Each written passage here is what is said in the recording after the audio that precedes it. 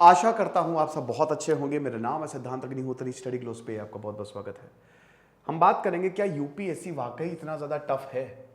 देखिए, यूपीएससी अगर एग्ज़ाम की बात करें तो मुझे बहुत सारे सवाल पूछे जाते हैं। जैसे अब हमारा कोर्स है, अब जब 1700 से 1800 वीडियोस देखते हैं बच्चे तो घबरा जाते हैं। फिर उसके बाद अभी पॉसिबिलिटी समझिए कि पहले हर 200 में से एक बच्चा सिलेक्ट होता था, अब हर 600 में से एक बच्चा सिलेक्ट हो रहा है। तो क्या ये वाकई में इतना ज़्यादा टफ है? क्या वाकई में यूपीएससी निकालना बड़ा मुश्किल हो गया है? क्या इंजीनियरिंग जो इंजीनियर्स हैं वो ज़्यादा निकाल रहे हैं? क्या सर्विसेज वाले ज़्यादा निकाल रहे हैं? हम इन सारे सारे सवालों का जवाब देंगे।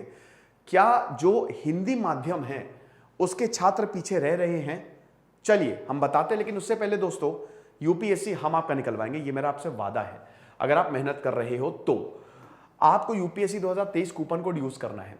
हमने यूपीएससी 2023 का पूरा फुल फ्लेजेड बैच निकाला है, बहुत तेजी से एडमिशंस हो रहे हैं, देर नहीं करनी है। लाइव क्लास आज से ही स्टार्ट है, ठीक है?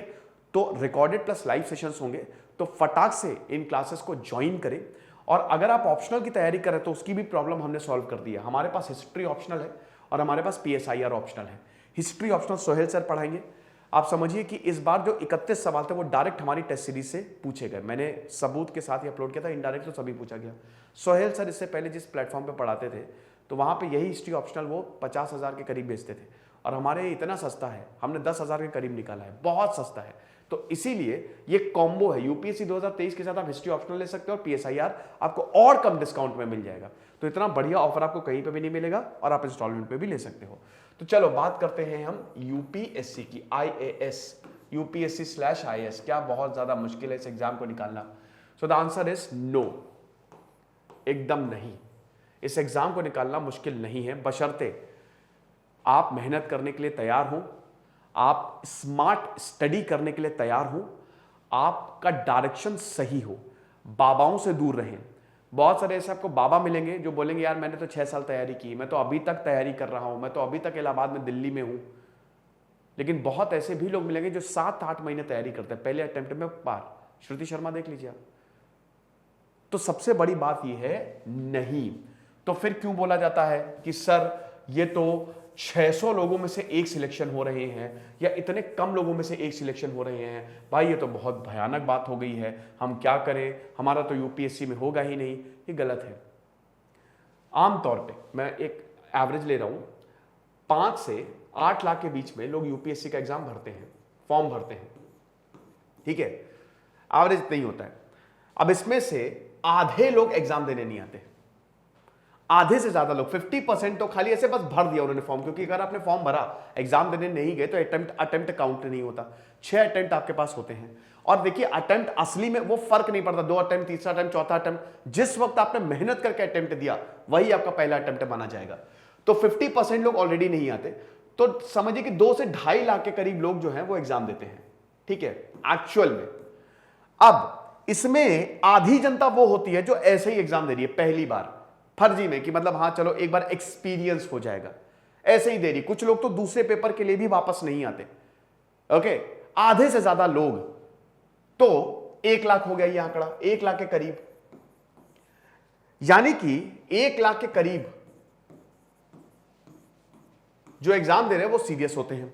अब इसमें भी आधे से ज्यादा लोग वो होते हैं जिनकी तैयारी बहुत अच्छी नहीं होती है, जिनकी तैयारी ठीक ठाक होती है। मतलब चलो ठीक है, हमारा 30% कंप्लीट हो, 40% कंप्लीट हो तो एग्जाम दे आते हैं, क्या दिक्कत है? ये होता है, थोड़ा कॉन्फिडेंस ही आ जाएगा, थोड़ा देख लेंगे कैसे होता है, प्रोसेस क्या है। तो ये आंकड़ा आ गया 50,000 के करीब, 50,000 लोग सीरियस होते हैं। अब इसमें 50,000 में भी कुछ ऐसे बच्चे होते हैं जो या तो पीसीएस की तैयारी कर रहे होंगे, उनका अच्छा तैयार होगा, या फिर उनको नॉलेज होगी बट पूरा सिलेबस कंप्लीट नहीं हुआ होगा, या तो सिर्फ उन्होंने प्री के लिए तैयार किया होगा, मेंस के लिए तैयारी नहीं की होगी। तो बेसिकली आपको जो रियल कंपटीशन रहता है, रियल कंपटीशन वो 30 से 40,000 के लोगों के बीच में रहता है। ये लोग सीरियस होते हैं। 30 से 40,000 के करीब लोग जो हैं वो सीरियस होते हैं। अब बहुत बड़ी बड़ी कोचिंग्स हैं, अब आधे से ज्यादा लोग उसमें एडमिशन नहीं ले पाते क्योंकि इन कोचिंग्स का प्राइस ही 2 लाख रुपए है। तो 2 लाख रुपए तो कैसे आप हो पाएगा? इसीलिए भैया देखिए, अफोर्डेबल कोचिंग, जैसे हमने अपनी कोचिंग निकाली है, हमारी जो कोचिंग है उसमें आपको 20 से 25 हज़ार रुपए में प्रॉपर यूपीएससी की तैयारी और सस्ते में हो जाएगी, और क्वालिटी भी वैसी ही है। तो कई बार क्या आप देखिए 2 लाख हर किसी के पास होगा नहीं, बहुत कम लोग हैं, इसीलिए बहुत ज्यादा टैलेंट जो है वो पीछे रह रहा है, कम लोगों के पास होगा। बड़ी बड़ी कोचिंग्स ऑफलाइन सेंटर्स में मिनिमम 1 लाख तो आपको रहने का खर्चा और पूरा सब मिला के 1 लाख खर्चा होता है, समझ लो। तो एक चीज ये, तो जो रियल कंपटीशन होता है ना वो 30,000 के बीच में ही होता है, 30,000। आप ये मत सोचिए कितने लोग एग्जाम दे रहे हैं, आप ये सोचो ना कितने लोग एग्जाम के लिए सीरियस हैं, कितने लोग एग्जाम के लिए सीरियस है। यानी कि हर 30 में से एक का चांस है, समझ रहे हो, हर 30 में से एक इंसान के सिलेक्ट होने का चांस है। अब इसमें भी देखो 30,000 में भी जो बहुत ही ज्यादा सीरियस होंगे, जिनकी तैयारी 100% होगी ना, 100%। देखिए एक चीज समझिए, यूपीएससी का सिलेबस बहुत बड़ा है, कोई भी इंसान पूरा याद नहीं कर सकता, उसको याद 40 से 50% के बीच में ही होता है। इतना बड़ा सिलेबस इतना दिमाग में रिटेन नहीं कर पाओगे, मुश्किल होता है, और पेपर भी काफी टफ आता। कट ऑफ देखो, इस साल की कट ऑफ खाली 87 मार्क्स गई है, 87। विश्वास करोगे, विश्वास करो, अगर आपके 50 क्वेश्चन भी सही हैं, प्रॉपर तरीके से सही हैं, और थोड़े बहुत गलत है तो आपको सिलेक्शन हो गया, 50% खाली। अब अगर ये देख लो, अब जैसे पेपर देखो तो पॉलिटी, हिस्ट्री, ये तो बदलेंगे नहीं, तो वही की वही आने वाली है। पॉलिटी हो गई, हिस्ट्री हो गई, देन साइंस हो गई, एनवायरमेंट हो गया, इकोनॉमी हो गया। अगर बेसिक सवाल भी तुमने इसके कर लिए, क्योंकि यूपीएससी पेपर ऐसा सेट करता है, उनको सिलेक्शन चाहिए, तो ऐसा सेट करता है ना कि कम से कम 40 तक सवाल, तो 30 से 40 सवाल तो आसानी से कर लोगे अगर तुमने यही सब्जेक्ट पढ़े हैं तो, समझ लो। तो जो मेन कंपटीशन होता है, जो एकदम तगड़ा वाला कंपटीशन होता है, वो 20 से 25,000 के ही लोग में होता है, बस 20 से 25,000, है ना, ये होता है मेन कंपटीशन। अब इसमें भी दोस्तों बहुत सारी चीजें मैटर करती हैं। आपने कितनी टेस्ट सीरीज लगाई है, आपकी तैयारी कितनी है, आपने प्रैक्टिस सेशन कितने लिए हैं, ये बात, कॉन्फिडेंस, लक, बहुत कुछ डिपेंड करता है। तो ये कोई बहुत बड़ा आंकड़ा नहीं है। यूपीएससी एग्जाम में सबसे कम भीड़ होती है, अगर सीरियस की बात करें, सबसे ज्यादा भीड़ होती है एसएससी के एग्जाम में, बैंक के एग्जाम में।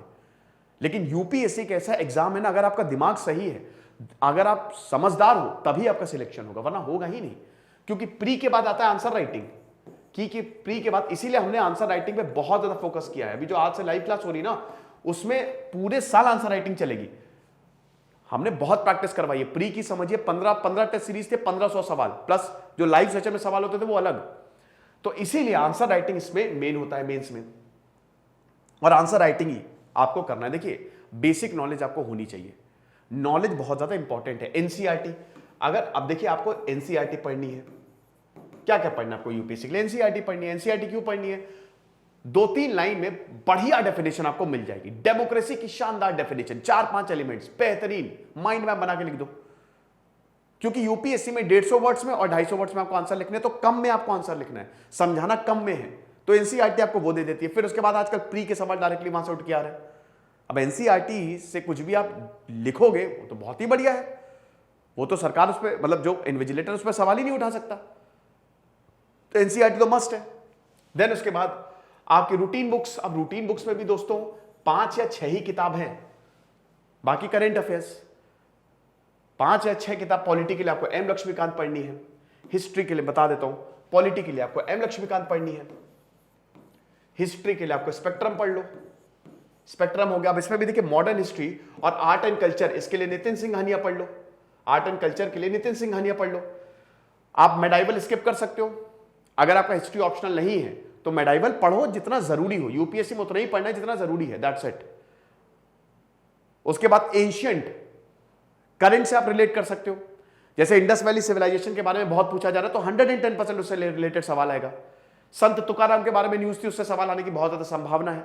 आर्ट एंड कल्चर भी आप करंट से रिलेट कर सकते हो, करंट प्लस स्टैटिक, ये शानदार, इसका कंबाइन करना है आपको, ओके। देन उसके बाद एथिक्स के लिए लेक्सिकॉन हो गई। फिर आपका इकोनॉमी के लिए, देखिए इकोनॉमी के लिए आप रमेश सिंह, मैं नहीं बोलूंगा, रमेश सिंह बहुत बल्कि बुक होती है, बहुत ज्यादा, बहुत ही ज्यादा। संजीव वर्मा पढ़ लीजिए, नहीं तो इकोनॉमिक्स के काफी लेक्चर्स हैं, वो पढ़ लीजिए, वो देख लीजिए सिलेबस के हिसाब से। एनसीईआरटी 9 to 12 पढ़ लीजिए, हालांकि 12th में बहुत ज्यादा डेटा वाला है, तो उसमें डेटा तो इतना नहीं पूछा जाएगा, क्योंकि इकोनॉमिक्स आपका ऑप्शनल तो है नहीं, है ना। करंट अफेयर्स से रिलेट करके पढ़िए, अगर आपका इकोनॉमिक्स बेसिक क्लियर है तो करंट अफेयर्स में जो जो रहे हैं वो जरूर पढ़ लो, इकोनॉमिक्स अपने आप हो जाएगी, है ना। देन उसके बाद आपका क्या आया, environment, Shankar IAS notes best. Science के लिए देखिए, साइंस के लिए करंट अफेयर्स से पढ़ो। अब इसमें दो कंडीशन है, या तो आपका साइंस का बैकग्राउंड है या तो नहीं है। अब अगर है तो कोई प्रॉब्लम ही नहीं है, पूरे साल के करंट अफेयर्स देख लो कि साइंस के क्या रहे हैं, बहुत जरूरी है। और नहीं है तो एनसीईआरटी से आप समझ सकते हो। और जो पर्टिकुलर, जैसे मान लो कि ब्लैक होल अभी खोजा गया, अब उस पर सवाल आ सकता है। अब आप मान लो उस पर सवाल आया तो आप एक ब्लैक होल का बढ़िया सा लेक्चर देख लो, बहुत सारे लेक्चर्स बढ़िया बढ़िया आईएएस लेवल के पड़े हुए हैं, नहीं तो बहुत सारी वेबसाइट्स हैं, देख लो ब्लैक होल क्या होता है, समझ लो, है ना। ये चीज आप कर सकते हो। तो ये रूटीन बुक्स है जो आपको पढ़नी है, ज्यादा कुछ ऐसा नहीं है कि आपको कुछ बहुत कुछ पढ़ना है, सारा मटेरियल ले लिए। ज्योग्राफी की बात करें, ज्योग्राफी एक थोड़ा सा डराने वाला सब्जेक्ट है। मैंने ही पूरी जीसी लियोंग रिव्यू करवाई है, बहुत अच्छे से रिव्यू करवाई है, वो देख लो। एनसीईआरटी ज्योग्राफी की मस्ट है, एनसीईआरटी पढ़ लो। अगर आपको ऑप्शनल नहीं है तो ये हो जाएगा, ये आपका काम कर देगा। इंडियन ज्योग्राफी की बात करें तो माजिद हुसैन अच्छी किताब है ना, इंडियन ज्योग्राफी की एक पूरी लेक्चर सीरीज भी है, वो देख लो आप, ठीक है। एटलस इंपॉर्टेंट है, मैपिंग आनी चाहिए, मैप बहुत जरूरी है। तो इससे भी आपका काम चल जाएगा, बहुत अच्छे से काम चल जाएगा। बाकी डिजास्टर मैनेजमेंट हो गया और आपका सोसाइटी हो गया, सोसाइटी के लिए भी एनसीईआरटी है, डिजास्टर मैनेजमेंट के लिए भी किताबें आती हैं एक दो। तो वही मेरा कहने का मतलब है कि इतना कोई ऐसा नहीं है, ये किताबें आप पढ़ सकते हो और आराम से पढ़ सकते हो, जल्दी पढ़ सकते हो। और अच्छी बात है कि अब तो इन किताबों को सब यूट्यूब पे आपको फ्री रिव्यू मिल जाएगा। तो प्रॉब्लम क्या है? प्रॉब्लम है आंसर राइटिंग, प्रॉब्लम है आंसर राइटिंग और कॉन्फिडेंस, क्योंकि जब इतना बड़ा सिलेबस देखते हैं तो दिक्कत है। तो जब भी यूपीएससी की तैयारी करो, एक महीने पूरा रिसर्च करो, 1 मंथ, एक महीने पूरा प्रॉपर रिसर्च करो, क्या है क्या नहीं है, कैसे करना है, सिलेबस क्या है, ठीक है, सब देखो अच्छे से। तैयार हो गए, उसके बाद यूपीएससी में कूद जाओ, एनसीईआरटी से शुरू करो। भाई एक बात बताओ, जब जैसे हमारा कोर्स है, इतने सारे वीडियो देख के बच्चे घबरा जाते हैं, हम बोलते हैं भाई राइट लेफ्ट सेंटर नहीं जाना है, जितना बोल रहे हो उतना करो, पहले एनसीईआरटी पढ़ो, भूल जाओ करंट अफेयर्स। तुमको दिल्ली जाना है, सबसे पहले क्या करोगे? बेड से उतरोगे, सबसे पहले सो के उठे, बेड से उतरे, दरवाजा खोला, उसके बाद तुम बाहर गए, ओला उबर की, स्टेशन गए, ट्रेन पकड़ी, ये स्टेप बाय स्टेप चल रहे हो ना। तो ऐसे यूपीएससी में चल रहा है, सारी चीजें थोड़ी ना करनी है तुमको एक साथ। एक तुमने एनसीईआरटी खत्म की, 1-1.5 महीने लगते हैं, हो गया तुम्हारा एक स्टेप आगे आ गए। फिर तुमने रूटीन बुक्स खत्म की, उसमें भी 1 महीने लगेंगे, 2-3 महीने समझ लो, 4 महीने में और आगे आ गए, स्टेप 3, 2, 3, 4, 5 आगे आ गए। करंट अफेयर्स तुमने शुरू कर दिए हैं, तो ऐसे धीमे धीमे करना है ना तुमको, इसीलिए तो 8-9 महीने लगते हैं। देखिए प्रॉपर तैयारी में 1 साल लगते हैं, प्रॉपर तैयारी में 8-9 महीने आपको देने पड़ेंगे, क्योंकि सिलेबस की वो डिमांड है। एक बार आपने कर लिया तो बहुत बढ़िया है। फिर उसके बाद अब कोचिंग्स बहुत इंपॉर्टेंट है। कोचिंग्स करना जरूरी है कि नहीं? बिल्कुल नहीं जरूरी है, नॉट एट ऑल नेसेसरी। अब आप बोलोगे सर अभी तो हमने देखा कि जो भी यूपीएससी में सिलेक्ट हो रहा है, इतनी सारी कोचिंग्स उनका क्रेडिट ले जा रही है। बेटा उसमें होता क्या है कि जैसे अब बड़ी बड़ी कोचिंग्स के आप जैसे मान लो खाली टेस्ट सीरीज के लिए कोचिंग को ज्वाइन किया, मान लो इंटरव्यू के लिए, मॉक इंटरव्यूज के लिए कोचिंग को ज्वाइन किया, तो वो भी उसका क्रेडिट ले जाती है कोचिंग जो होती है, वो भी उसका क्रेडिट कि भाई ये तो हमारा स्टूडेंट था। और जब आप साइन करते हो ना फॉर्म, तो उसमें लिखवाया जाता है कि आपको एक करना है, तो क्रेडिट ले जाते हैं वो, ठीक है। लेकिन आप सेल्फ स्टडी करके, बिल्कुल सेल्फ स्टडी में देखो कोचिंग आपका काम आसान कर देगी। बस जो चीज आप 1 साल में करोगे वो 6-7 महीने में हो जाएगी, बस इतना ही है और कुछ नहीं है। क्योंकि यहां पे एक्सपीरियंस लोग हैं तो आपको बहुत अच्छे तरीके से चीजें मिल जाएंगी। कुछ चीजें के लिए कोचिंग जरूरी है, जैसे अगर आंसर राइटिंग की आप कोचिंग कर सकते हो तो कर लो। वो स्किल जो है ना वो हो सकता है आपको डेवलप, सीख जाओगे लेकिन डेवलप होने में टाइम लगेगा, ठीक है। या गाइड ले लो, अगर कोई आपका यूपीएससी वाला है, ठीक है, जिसने निकाला, उससे गाइडेंस ले लो। आंसर राइटिंग भी आपको सेशंस यूट्यूब पे आसानी से मिल जाएंगे। देन उसके बाद ऑप्शनल के लिए मैं आपको यही रिकमेंड करूंगा कि आप कोई कोर्स ले लेना या कोई कोचिंग कर लो। ऑप्शनल, क्योंकि देखिए ऑप्शनल भी आप पढ़ सकते हो, लेकिन ऑप्शनल के लिए 10-12 किताबें हैं।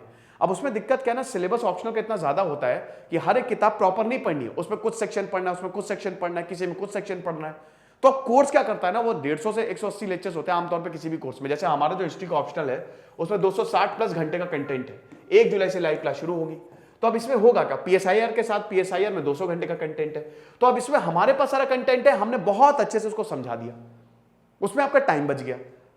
लेकिन अगर आप ऐसे ऑप्शनल तैयारी करने के लिए जाओगे ना तो दिक्कत है। बस इसके लिए ऑप्शनल के लिए अगर आप कोचिंग लेना चाहते हो ले लो, इंटरव्यू के लिए आप लेना चाहते हो ले लो, टेस्ट सीरीज आप खरीद लो किसी भी इंस्टीट्यूट की, कोई फर्क नहीं पड़ता। बढ़िया तरीके से आपको प्रैक्टिस करवाई जाएगी, प्रैक्टिस जितनी करोगे आपका एग्जाम निकल जाएगा, खत्म। फिर उसके बाद आता है सर इंजीनियर्स आजकल बहुत एग्जाम निकाल रहे हैं। भाई तुम एक बात बताओ, मान लो 1000 सीटें, तुमने 1000 के 1000 देखिए, क्या सारे तो इंजीनियर होंगे नहीं? सारे तो इंजीनियर होंगे नहीं ना। इंजीनियर क्यों? देखो उनके पास सोल्यूशन रहता है हर एक चीज का। पढ़ाई ऐसी होती है, स्मार्टली पढ़ाई करते हैं भाई वो, ठीक है, वो सोल्यूशन बेस्ड काम करते हैं कि उनको लिख दिखा बहुत बढ़िया तरीके से, उन्हें आंसर, जो देखो मेन तुम्हारा आंसर राइटिंग होता है, तो आंसर वो ऐसे फ्रेम करते हैं कि उसमें सोल्यूशन दिख जाता है। तुम भी वैसे करो, वैसे ही दिमाग तुम भी चलाओ, सवाल पूछो उस तरीके से, फ्रेम करो उस तरीके के आंसर को, क्या दिक्कत है? तुम्हारा भी हो जाएगा।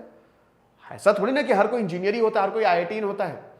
भाई जो जितनी, देखो इसमें मेहनत, जो जितनी मेहनत करेगा प्लस स्मार्ट स्टडी, ये जिसने कर ली, ये जो समझ गया, उसका यूपीएससी निकल गया। फिर हिंदी माध्यम की बात आती है। देखो हिंदी इंग्लिश कुछ नहीं होता है, आपका जो मीडियम, आप जिसमें कंफर्टेबल हो, आप उसी में ही अपना एग्जाम दोगे। ये बात देखो सच है कि इंग्लिश वालों को ज्यादा प्रेफरेंस मिलती है। तभी मैं बोलता हूं, जैसे मुझसे कई बार, हमारा हालांकि कोर्स हिंदी बाइलिंगुअल है, हिंदी में भी है इंग्लिश में भी है, लेकिन दिक्कत यह है कि मैं ये बताता हूं कि बेटा अगर तुम प्योर हिंदी में सोच रहे हो तो फिर तुम्हारा यूपीएससी नहीं निकल पाएगा। तुमको अंग्रेजी आनी चाहिए थोड़ी बहुत, कम से कम समझनी तो आनी चाहिए, क्योंकि यूपीएससी यही तुमसे एक्सपेक्ट करता है। समझ रहे हो? तुम्हारा केरल ट्रांसफर कर दिया तो इतनी तो अंग्रेजी आनी चाहिए कि तुम संवाद कर सको। तो इसीलिए जरूरी है, पूरा प्योर हिंदी अगर सोच रहे हो ना तो बहुत ज्यादा मुश्किल है ये एग्जाम को निकालना, क्योंकि सीसैट में कट जाओगे। सीसैट में भैया, सीसैट भी अब बहुत तगड़ा आने लगा है भाई। 2012 में क्या हुआ, सीसैट के मार्क्स में जुड़ते थे प्री में, अब उसके बाद बहुत बड़ा आंदोलन हुआ तो सीसैट को क्वालिफाइंग कर दिया, लेकिन वो क्वालिफाइंग भी इतना ज्यादा टफ कर दिया है, उसका लेवल इतना टफ है, कुछ लोग भैया जीएस पेपर में बहुत बढ़िया, पेपर 1 में शानदार मार्क्स लेके आते हैं प्री में, लेकिन सीसैट में कट जाते हैं। तो थोड़ी यूपीएससी की बायसनेस है अंग्रेजी माध्यम की तरफ। दूसरी चीज ये है कि हिंदी माध्यम में ना मटेरियल की थोड़ी कमी है, कोचिंग्स की भी थोड़ी कमी है। जैसे अब इंग्लिश में आपने, अब जैसे इंटरनेशनल रिलेशंस है, आपने वॉशिंगटन पोस्ट पढ़ लिया, न्यूयॉर्क टाइम्स पढ़ लिया, द हिंदू पढ़ लिया, हिंदी में कौन से ऐसे अखबार है? तो ये थोड़ी सी दिक्कत है। हालांकि अब बहुत सारी ऐसी वेबसाइट आ रही है जो हिंदी में भी है ना, आप हिंदी में भी मटेरियल ले सकते हो, लेकिन हां अंग्रेजी आनी चाहिए। हिंदी माध्यम वालों को कोई नहीं रोक सकता अगर आपको अंग्रेजी आती है, थोड़ी बहुत, कम से कम समझ जाओ। आपने मटेरियल, जैसे आपने अंग्रेजी है, द हिंदू आपने बढ़िया तरीके से पढ़ लिया। हालांकि मैं अब ये मानता हूं कि आपको ऐसा अखबार पढ़ने की जरूरत नहीं है। जब आपके पास पका पकाया खाना है तो क्यों पका रहे हो, क्यों मेहनत कर रहे हो? अब इतनी बढ़िया वेबसाइट है, हमारी भी वेबसाइट लॉन्च होने जा रही है, इतने सब कुछ आपको, सब कुछ कह रहा हूं, सब कुछ आपको अच्छे से ऑर्गेनाइज करके जब दे दिया गया तो पेपर पढ़ने का सच तुक नहीं बनता है। पढ़ो पेपर, कोई दिक्कत नहीं है। इंडियन एक्सप्रेस का एक्सप्लेन्ड सेक्शन पढ़ लो, और उसमें भी देखिए छांटना है, आप देखो उसमें क्या क्या इंपॉर्टेंट, क्या क्या नहीं। ये कोचिंग आपके लिए आसान कर देती है बस, है ना। तो एक तरीके से कोचिंग की कोई जरूरत नहीं है, आप खुद से भी इस एग्जाम को निकाल सकते हो। बस थोड़ी रिसर्च की जरूरत पड़ेगी आपको, और एक इंसान से कम ऐसे जुड़ जाओ जो आपको बता सके, राइट। तो ये चीज है। और उसके बाद हिंदी में माध्यम हो गया। बाकी जो इतना वास्ट सिलेबस की बात करते हैं, तो वास्ट एज सच नहीं है। देखो यूपीएससी एक्सपेक्ट करता है आपको नॉलेज हो, आपको नॉलेज, आप एडमिनिस्ट्रेशन करने जा रहे हो बेटा, तुम्हारे साथ जैसे जिला, तुम्हारे पूरा जिला तुम्हारे पास होगा, जो सेक्रेटरी होते हैं उनके पास पूरा राज्य होता है, पूरा देश होता है, तुम देश को चलाओगे। तो तुमसे ये एक्सपेक्ट किया जाता है कि तुम्हारा बहुत ही रैशनल माइंड हो, बहुत ही सही माइंड हो। अभी तुमको लग रहा है ना कि तुम इतना ही पढ़ रहे हो, बेटा जब यूपीएससी सिलेक्ट हो गया, आईएएस बनोगे तो और पढ़ना पड़ेगा। इतनी लंबी लंबी फाइलें आती है, तुम तो नीतियां बनाओगे बैठ के। तो अगर तुमको उस पर्टिकुलर क्षेत्र की नॉलेज नहीं है, कोई कानून है, भाई यहां राज्य क्या करते हैं, मतलब जो नेता है वो तो खाली अनाउंस कर देते हैं, भाई भार तो तुम्हारे ऊपर है, स्कीम तो तुम्ही को बनानी है, कैसे इंप्लीमेंट होगा तुम्ही को देखना है, समझ रहे हो। तो वहां पे और मेहनत लगेगी। तो इसीलिए यूपीएससी तुमको पहले से ही तैयार कराता है कि बेटा ये होना है। तो इसीलिए इतना भी ज्यादा टफ नहीं है जितना बोला जाता है। तो आई होप आप चीजों को समझ रहे होंगे। इट इज डुएबल, कॉन्फिडेंस रखिए। बहुत लोग होते हैं जिनका यूपीएससी निकल सकता है बट उनका कॉन्फिडेंस गिर जाता है। जैसे हमारे कुछ स्टूडेंट्स हैं, वो बहुत ही टैलेंटेड है, मुझे पूरा यकीन है वो निकालेंगे, लेकिन उनका कॉन्फिडेंस, तो आधे टाइम तो मैं उनको मोटिवेट ही करता रहता हूं कि नहीं टेंशन ना लो, हो जाएगा सब कुछ। ओके, तो यही लेक्चर था फिलहाल। बाकी हमारे कोर्सेज को जरूर लीजिएगा, और हम हैं आपके साथ। जो भी लाखों लाखों रुपए पे नहीं कर सकता है, दिल्ली जाने की जरूरत नहीं है, घर बैठे भी आप यूपीएससी निकाल सकते हो। ज्यादातर लोग यही करते हैं। Thank you so much.